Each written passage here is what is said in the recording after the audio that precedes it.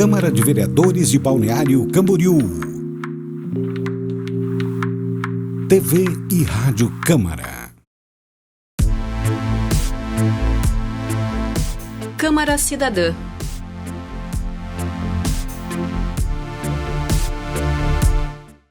Olá, bem-vindos ao Câmara Cidadã. Eu sou Aderbal Machado. Recomeçar é possível, por isso a Casa Alva tem sido muito mais do que um abrigo. É um espaço de acolhimento com um trabalho focado na reconstrução de vidas de mulheres vítimas de violência e violência doméstica, claro.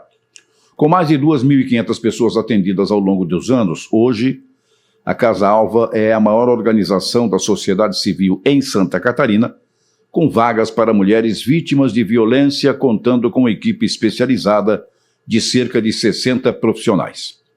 Em Balneário Camboriú, o espaço mantém 20 vagas por convênio com o município, mas a demanda já ultrapassa os 30 acolhimentos. Cuidado vai além do abrigo, pois o espaço oferece suporte psicossocial, jurídico e psicológico, com grupos terapêuticos e ações voltadas à qualificação profissional, promovendo o empoderamento e a independência financeira das mulheres. Para falarmos um pouco dessa história repleta de desafios, apoio e principalmente recomeços, é que recebemos hoje a gestora social da Casa Alva de Balneário Camboriú, Mariana Torres Roveda. Seja muito bem-vinda ao nosso estúdio, Mariana. Boa tarde, Aderbal. Boa tarde a todos que estão nos ouvindo. Para mim é um prazer imenso estar aqui, podendo falar um pouco mais do nosso trabalho. Vamos começar assim, iniciar o bate-papo falando sobre como é que surgiu a Casa Alva em Balneário Camboriú e como é que ela funciona. Certo. No ano de 2017, agora nesse mês de agosto, nós fazemos aniversário. Em 2017, nós iniciamos os nossos trabalhos aqui em Balneário Camboriú. Você está com 8 anos, então? 8 anos, fazemos 8 anos agora. Então, desde então, nós passamos a acolher mulheres vítimas de violência e essas mulheres chegam para a gente muitas vezes acompanhadas de seus filhos. Na verdade, é raro, a gente fazer o acolhimento de uma mulher que não tem filhos. E esse trabalho, é um trabalho que ele é tipificado, dentro das normas ali da assistência social. Então, é necessário, ofertar esse tipo de acolhimento. Por mais que seja um trabalho tanto tipificado, na assistência social quanto na Lei Maria da Penha, Balneário Camboriú ainda é um município que está bem à frente, porque a maioria dos municípios em Santa Catarina não tem esse tipo de serviço de acolhimento. Qual é a estatística de Santa Catarina com relação a isso, sabe? Então, nós temos, praticamente 80% das vagas ofertadas por uma organização da sociedade civil. Eu sei que tem mais alguns municípios que ofertam esse serviço diretamente, que daí são serviços ligados diretamente, à prefeitura. Mas hoje nós somos a organização da sociedade civil que oferta o maior número de vagas. Ao total, contando as vagas municipais, e as vagas da sociedade civil, dá em torno de 300 vagas para o estado todo. Bom, a pergunta pode parecer redundante, mas quem é o público atendido pela Casa Alva hoje? São mulheres vítimas de violência doméstica. Mulheres, na sua faixa etária. E é sempre violência doméstica só? É violência doméstica. É sempre violência doméstica. Quer dizer, outro tipo de violência contra a mulher? Não necessariamente. Porque as consequências são casualidades, No Isso. caso da violência doméstica, ela é persistente. Exatamente. Certo. Bom, sabemos que as vítimas geralmente encontraram-se em estado delicado e de vulnerabilidade. É inevitável, dentro da família, a vulnerabilidade ainda castiga mais, Falando sobre a humanização do espaço como o ambiente da Casa Alva foi pensado para acolher as vítimas e de que forma é promovida a escuta ativa e o acolhimento humanizado. Certo. Então, a modalidade do nosso serviço, por mais que seja um serviço de acolhimento, a gente preza muito por manter uma característica de lar, de casa. Então, se hoje você for lá conhecer, a nossa instituição é uma casa comum, escondida, dentro de Balneário Camboriú. As pessoas passam na frente e não conseguem reconhecer que é um abrigo, não tem uma placa, não tem aquele aspecto de abrigo, de albergue, isso é proposital, porque o endereço é sigiloso, mas a gente preza muito por manter essa característica de casa justamente, para que essas mulheres elas consigam romper esse ciclo, porque isso faz parte do programa de acolhimento, e também para que as crianças não se sintam tão estão violadas, né? Porque quando a gente pensa num acolhimento, né, a gente sempre tem esse olhar muito afetuoso, mas a gente esquece que muitas vezes a gente está tirando essa vítima de casa, ela está deixando para trás as suas coisas, ela está deixando para trás, às vezes, um televisor que ela pagou em 12 vezes, ela está deixando para trás as suas plantas, seus animais de estimação. Mas eu acho que o que machuca mais é deixar para trás sentimentos, né? Até de saudades, quem sabe, né? Um sonho. Você tem os seus hábitos próprios dentro de casa, é uma coisa. Exato. Do lado é uma coisa. Então lá vocês tentam adaptar, tentam suprir essas carências todas da maneira melhor possível. Exatamente. Para que a pessoa se sinta realmente em casa. Exatamente. Esse é o nosso objetivo, né? Por mais que a gente promova um trabalho extremamente humanizado, ainda assim é um abrigo, né? Ainda assim é necessário ter regras, ter horários para retorno, né? Até para que a gente consiga, né, manter a característica principal do abrigo, que é a proteção. Então, para que a gente consiga manter essa proteção, a gente precisa de algumas regras, né? Agora, deixa eu colocar em cima disso, qual é a reação dessas pessoas? Quer dizer, ela sai de um ambiente ruim, hostil, uma agressão em casa, qualquer tipo de violência em casa, Sim. não só agressão física. Como é que as pessoas se adaptam a isso? Como é que elas entendem isso? Vocês conseguem captar esse sentimento delas? É uma pergunta bem interessante, porque cada pessoa tem uma forma de reagir em inúmeras situações, Porque né? diferença, cada pessoa é Exatamente. diferente, né? Então a gente lida desde aquelas mulheres que são extremamente gratas, né? Que entendem que aquilo ali foi uma provisão necessária para que a vida dela fosse preservada, para que ela tivesse a chance de recomeçar. Mas a gente também lida com mulheres que foram tão machucadas, né, que a vida foi tão difícil para elas. São revoltadas? Que elas são revoltadas, né, que elas se sentem presas, que elas questionam, poxa, mas eu tô presa e o meu agressor tá solto. Yeah. Então a gente lida com as mais diversas reações. Esse é o primeiro sentimento, né? É como a pessoa hoje, você vê um ladrão, um bandido marginal, perigoso, ser solto, é preso 150 vezes. Exato. E nunca fica preso pelo mesmo crime às vezes. E aí fica a mesma história. A agressão é a mesma. Tem o caso, deixa eu citar aqui o caso, porque vocês devem pesquisar exatamente o que acontece com as pessoas, as circunstâncias todas, né? Mas tem mulheres que... Né, aconteceu recentemente aquele caso do elevador. Sim. Quer dizer, a pessoa é advertida e não aceita a advertência porque ama, porque ele prometeu. Vocês também estão preparados para encarar esse fator? Sim. Eu costumo falar que ao longo dos anos a gente aprendeu muito a trabalhar, né? No começo a gente lidava com situações, né, onde a gente realmente se questionava, né? Como que poderia algo acontecer nesse sentido? Como que uma mulher, né? A gente para e pensa, usando esse exemplo do elevador, como que uma mulher, depois de levar 61 socos, pode ser que ainda tenha a possibilidade de retornar, né, para esse relacionamento?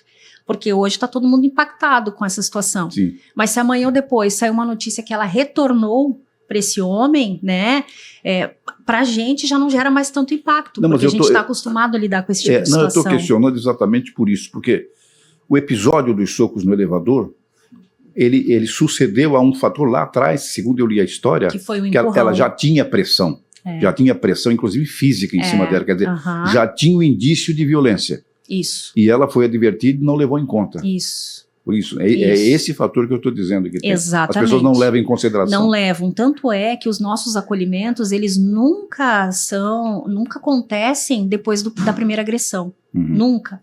Não é um fato isolado aquela violência. Aquela mulher não foi pro acolhimento por conta de um fato isolado de violência. Não. Aquela mulher já vem sendo vítima há muito tempo. A gente teve casos de mulheres que eram casadas há mais de 20 anos, sofriam violência há mais de 20 anos, então era praticamente uma vida sendo violentada e demorou todo esse tempo para que ela tomasse uma atitude, né? Então, sim, isso é muito comum, infelizmente. A gente não pode dizer que é normal, porque não tem como normalizar jamais um contexto de violência, mas é comum. Bom, com mais de 2.500 atendimentos realizados, posso dizer que é possível identificar um perfil comum entre os agressores de mulheres. Como é que identifica os primeiros sinais de que a mulher está sendo vítima de violência? Sempre essa violência, ela começa de uma forma psicológica. Dificilmente, eu, sinceramente, durante todos esses anos... Primeiro nunca é físico. Eu nunca vi uma mulher primeiro sofrer uma violência física antes de sofrer a psicológica. Nunca tive essa experiência no acolhimento. essas mulheres sempre relatam para nós um histórico muito intenso de violência psicológica. Aí entra junto a violência moral, né, que ela é muito semelhante à psicológica, né, que quando, né, o agressor ele acaba, né, atingindo diretamente, né, a moral da mulher, né? a autoestima da mulher, acusando a mulher de coisas que ela jamais cometeu, né? Então, geralmente a violência moral e a psicológica elas caminham juntas. Muitas vezes dentro desse relacionamento já aconteceu a violência sexual. Ciúme desmedido, né, também. E os ciúmes, muitas vezes as mulheres entendem como um sinal de amor, de cuidado, e na verdade os ciúmes é controle. E os ciúmes também pode ser relacionado a um descontrole emocional por parte desse agressor. Então eles sempre dão sinais. Né? Muitas vezes a gente sempre fala para elas que elas colocam aquele óculos do coração, né? Onde ter uma visão romântica de todas essas atitudes, mas quando tira aquele óculos do coração e coloca realmente o óculos que dá a visão natural para elas das coisas, elas conseguem entender que aquilo que elas estavam vivendo já eram sinais de violência. Bom, falando sobre a quebra do ciclo de violência, como é que a Casa Alva atua na prevenção e no enfrentamento da violência doméstica e familiar? Como é que é feito esse fortalecimento da vítima em todos os sentidos? Ótimo. O nosso serviço não é só um serviço de acolhimento, né? Eu gosto muito de frisar isso, né? Porque senão seria muito, muito raso, né? A gente só fornecer um local para que elas permaneçam em segurança, né? Alimentação. Na verdade, eu penso que o ponto mais importante do nosso trabalho é justamente esse. É proporcionar condições que essa mulher quebre esse ciclo de violência. Porque se essa mulher não quebra o ciclo de violência, que é uma ação interna dela, né, ela provavelmente ela vai se envolver com um novo agressor.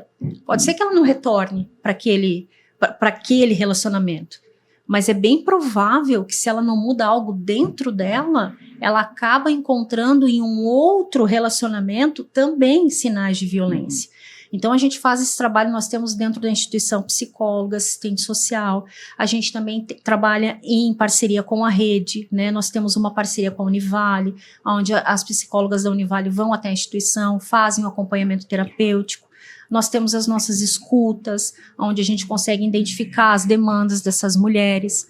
E eu digo que o maior trabalho de prevenção que a gente faz dentro da instituição são com as crianças. As crianças chegam até a gente muitas vezes reproduzindo a violência e rapidamente, né, elas têm uma mudança, né, de comportamento. Não, eu pergunto pelo seguinte, porque a mulher, a necessidade de alguém para conviver com ela também é uma carência. Exato. E ela erra por isso. Né? Nós sabemos que é um tema delicado, mas você poderia compartilhar conosco um exemplo, claro que sem identificar pessoas, o exemplo de transformação vivida por alguém acolhido pela Casa Alva. Graças a Deus a gente tem muitos exemplos, assim, eu falo que é isso que nos move, né, são as histórias felizes, né, a gente teve há uns 3 anos atrás uma mulher que ficou acolhida conosco por um tempo um pouco mais extenso. Ela chegou na instituição com 2 filhos, grávida do 3º, não sabia que estava gestante, uma mulher que sofreu 5 tipos de violência tipificados ali na Lei Maria da Penha, ela sofreu. Ela não tinha consciência da intensidade da violência que ela sofria, então a gente precisou fazer um trabalho com ela de conscientização dessa violência. Depois ela rompeu o ciclo, ela é uma mulher muito dedicada, muito esforçada, ela estudou muito, passou por um concurso público, sabe, hoje vive sozinha com os 3 filhos, proveu o sustento da casa. Agora, essa semana ela mandou uma mensagem que estava fazendo... que ela tinha se matriculado numa faculdade de psicologia porque ela queria trabalhar diretamente no enfrentamento à violência, que ela queria ser uma ferramenta para auxiliar outras mulheres, né? Então são histórias assim que nos move, que nos motiva, que nos dá esperança. É interessante. Bom, quais estratégias ou programas são desenvolvidos dentro da Casa Alva para contribuir no processo de reconstrução da autonomia, exatamente em função disso que você falou, da autonomia e da autoestima das vítimas? Isso. E isso é muito importante, porque geralmente essas mulheres, elas são dependentes, né? Ou financeiramente ou emocionalmente desses agressores.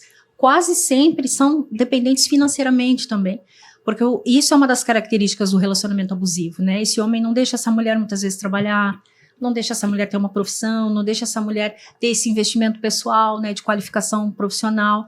Então a gente faz, né, esse atendimento, convive com essa mulher, entende qual que é a inclinação dela, para que ela tem aptidão.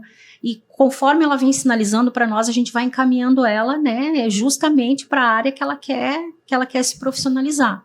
E a gente vai auxiliando ela, né, a ela lidar com todas as demandas que a vida dela oferece. Porque são mulheres que vão ter que tocar uma vida sozinha com seus filhos, né? A gente sabe que o pai, né, é um direito da criança ver o pai, mas esse pai não vai poder ser presente porque ele apresenta um risco para essa mulher. Então, é bem desafiador, é um contexto bem desafiador. Então, a gente vai trabalhando nesse sentido, né? Fortalecendo talvez um vínculo que ela tinha com um pai, com uma mãe, que foi rompido também por conta da questão da violência. Então, são várias pontas que a gente precisa ir ligando. É bem complicado isso, É né? bem Porque você lida com a complexo. emoção das pessoas, Exatamente. é bem complicado, né? Mas quais são os maiores desafios enfrentados atualmente pela Casa Alva? Como é que a comunidade pode apoiar ou engajar, se é que há condição da comunidade apoiar Sempre. ou engajar com a causa? Então, nós temos, eu penso que o nosso maior desafio hoje, enquanto instituição, seria o desacolhimento dessas mulheres, né? Então, a gente precisa muitas vezes proporcionar que essas crianças fiquem assistidas para que essa mulher possa trabalhar, né? Então, esse é o nosso maior desafio como instituição. E nós temos as nossas necessidades diárias, né? Que é material de higiene, limpeza, alimentação. E a população pode ajudar com E a isso? população pode ajudar, é só Como é que faz a doação? Se for o caso, como faz? Eu posso deixar Claro. o nosso telefone? Por favor. Eu vou deixar aqui o nosso telefone.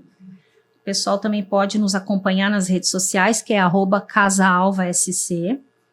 E o nosso telefone é o WhatsApp também.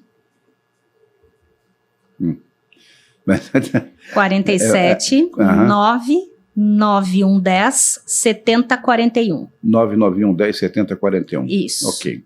Bom, há novos horizontes que estão sendo planejados. Quais são os projetos e sonhos para o futuro enquanto instituição? A gente vê sempre a necessidade do aumento de vagas, né? Porque, infelizmente, é uma demanda que ela vem Quantas crescendo. são hoje que você falou? Hoje são 20 para o município de Balneário Camboriú, né? Mas a nossa média de acolhimentos no último ano foi em torno de 35 a 40. Então a gente precisa, né? Dá para fazer um atendimento eficiente? Dá para fazer, com isso aí? dá para fazer, sim. O nosso espaço físico comporta até 40 pessoas. A gente precisa fazer ampliação dessas vagas. A gente também tem, né, os nossos outros abrigos em São José, em Itajaí. Você atende pessoas da região inteira? A gente atende a região inteira, sim. Em Balneário Camboriú, a gente atende Balneário Camboriú, a gente atende Navegantes, né? Nosso abrigo de São José, que ele acaba sendo um pouco mais regional ali. Então, os nossos projetos são esses, sempre ampliar as nossas vagas. Qual é a importância de espaços como a Casa Alva na rede de proteção às mulheres e crianças em situação de violência aqui em Balneário Camboriú? É um serviço fundamental, né? A gente sabe que hoje em dia a gente já avançou muito no que diz respeito ao enfrentamento à violência doméstica. Só que muitas vezes a polícia está ali na linha de frente, faz o trabalho, atende ocorrência, aquela mulher não pode retornar para aquela casa porque a gente sabe da fragilidade que existe na lei, que a prisão só pode ser feita em flagrante. Então muitas vezes não aconteceu aquele flagrante, então não adianta registrar o boletim de ocorrência e voltar para casa, essa mulher já não tem mais rede de apoio nenhum. Então, ter um local para que essa mulher possa recomeçar é de extrema importância, né? Eu penso que cada equipamento nessa rede, ele tem a sua função e é uma função essencial. E o abrigamento é a nossa última ponta, né? Dali a mulher precisa sair e recomeçar e realmente escrever uma nova história. Bom, tem aqui alguns dados que eu apanhei de uma pesquisa feita em 2024, sobre 2024. Mais de 21 milhões de brasileiras, 37,5% do total de mulheres, sofreram algum tipo de agressão nos últimos 12 meses, de acordo com pesquisa do Datafolha, encomendada pelo Fórum Brasileiro de Segurança Pública. É o maior percentual da série histórica da pesquisa Visível e Invisível, a vitimização de mulheres no Brasil, que começou em 2017 e 8,6 pontos percentuais acima do resultado da última pesquisa de 2023, ou seja, subiu, ao invés de diminuir. A pesquisa também mostra que 5,3 milhões de mulheres, 10,7% do total da população feminina do país, relataram ter sofrido abuso sexual e ou foi forçada a manter relação sexual contra a própria vontade nos últimos 12 meses, ou seja, 1 em cada 10. Depois, a pesquisa Eles Vivem, desenvolvida pela Rede de Observatórios de Segurança, levantou dados sobre a violência contra a mulher neste ano, indicando que a cada 24 horas, 13 mulheres foram vítimas desse tipo de violência no Brasil. É assustador isso, né? Cada hora é assustador. Vocês, claro, vocês têm que lidar com estatísticas também lá dentro para conseguir. Exato. Santa Catarina agora apresentou um número terrível, né?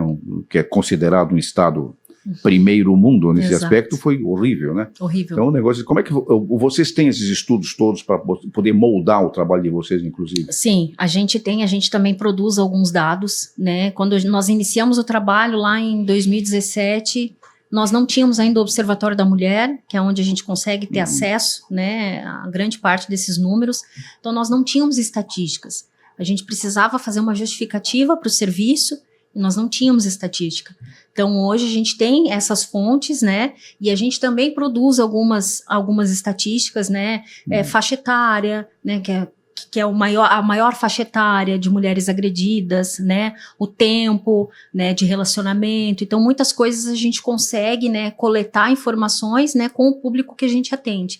E esses números, né, que você citou, é muito importante para nós, até para que a gente possa fazer um planejamento, né, em cima disso e entender, né, talvez aonde que está as maiores dificuldades, quais são as áreas maiores que nós precisamos atuar. Então, toda a estatística ela é sempre muito, muito válida. Deixa eu colocar ainda números dessas estatísticas. Diz que os estados monitorados foram 4.181 vítimas registradas em 2024, que representa um aumento de 12,4% em relação a 2023, segundo o relatório. Os estados monitorados foram Amazonas, Bahia, Ceará, Maranhão, Pará, Pernambuco, Piauí, Rio de Janeiro e São Paulo. Foram 4.181 vítimas registradas, aumento, como já disse, de 12,4% em relação a 2023. O relatório apontou que houve 531 casos de feminicídio nos 9 estados monitorados, o que significa uma morte a cada 17 horas no país. E de acordo com esses dados, 70% dos feminicídios foram cometidos por companheiros e ex-companheiros. Aí surge uma questão, esse negócio da medida protetiva, diz que não funciona muito bem, não, né? Um termo sim, mas... É que na prática ela é muito ignorada pelos agressores, né? A gente teve um Eles acham que não funciona, que não vai calçar nada. Exato, a gente teve um caso recente, né? Onde o agressor continuou procurando a mulher, porque se ela tem a medida protetiva, ele não pode mandar nenhuma mensagem de WhatsApp. Não pode passar nem perto, né? Não pode passar nem perto. E ele, inclusive, falou, olha, eu vou quebrar a medida protetiva mesmo, né, eu não me importo, eu sei que se eu for preso eu não vou ficar mais do que um mês, né. Então, esse é o problema. Eles já têm essa consciência, né, então muitas coisas, elas são totalmente de caso pensado. Mas a consciência é de que não funciona mesmo, A consciência de que não funciona, né? Na verdade, a falta de consciência, exatamente. Né? A falta de consciência. E a ampla maioria das agressões aconteceu na presença de terceiros. No caso do elevador, foi o guarda, o vigilante, isso, pegou tudo pela câmera interna, né? E 91,8%. E em 47,3% desses casos, quem presenciou foram amigos ou conhecidos. Sim. Bons amigos, né? Exato. Em 27%, os filhos. E em 12,4%, outros parentes. Então não é um negócio assim, vou pegar escondido. Não é tão velado assim. Não é tão velado, exatamente, é público e notório. Exatamente. Olha ali que ele está consciência do que está fazendo. Isso é um pouco também de impunidade, né? Como já falou aqui da bastante, né? bastante impunidade. Você acha que as leis tinham que ser necessariamente, além da Lei Maria da Penha, mais rigorosas? Precisa. Quer dizer, ter decisões definitivas. Está preso, deu. Isso, precisa ser revista, né? Aqui não existe o sistema, botar bola de ferro no pé e deixa lá, né? Exatamente. Infelizmente é isso, né? E é um negócio tão notório, negócio tão divulgado. No Brasil, assim, você divulga o máximo, todo mundo sabe que não pode, todo mundo sabe que não dá, e a coisa cresce cada vez mais. Isso é lamentável sob todos os pontos de vista, né? Bom, eu queria deixar o último momento para você aí, para comentar o que a gente falou aqui, ou você dizer mais coisas da Casa Alva. Bom, eu queria aproveitar, né, o final desse programa para deixar um recado para as mulheres que estão nos ouvindo, né, que vão nos assistir também, que talvez muitas mulheres, elas ainda não consigam identificar que elas estão correndo risco. Eu recentemente conversei com uma amiga e ela me relatou, né, tem um casamento, a princípio, sólido, né, uma pessoa bem instruída, e ela me relatou que o marido empurrou ela. E eu alertei, eu falei, você está sofrendo violência doméstica. Mas talvez naquele momento ela não entendeu a profundidade e a gravidade, né, do momento que ela está vivendo. Então eu acredito que muitas mulheres acabam passando por isso, né? Muitas vezes é um empurrão, muitas vezes é um soco na parede, mas tudo isso são sinais, né, de que aquele homem, ele está agindo de uma forma completamente disfuncional. E isso precisa ser revisto e essa mulher precisa reavaliar esse relacionamento. Então talvez você está me ouvindo agora e talvez pense, não, mas eu não cheguei nesse nível, eu não fui espancada, eu não levei 61 socos, mas aquela mulher que levou 61 socos, ela falou que a primeira violência que ela sofreu foi um empurrão. Então, o meu pedido aqui, o meu alerta, né, o meu recado é para que essas mulheres não esperem, né, talvez os 61 socos, né, que elas possam, né, de uma forma imediata, colocar um ponto final nessa situação e entender, né, que um relacionamento ele é pautado no respeito, no amor, e o amor ele não machuca. Tá certo. Bom, eu conversei com Mariana Torres Roveda, gestora social da Casa Alva BC. Prazer em tê-la aqui. Um abraço grande. Muito prazer. Obrigada. O nosso Câmara Cidadã retorna noutra apresentação. Até lá. Câmara Cidadã.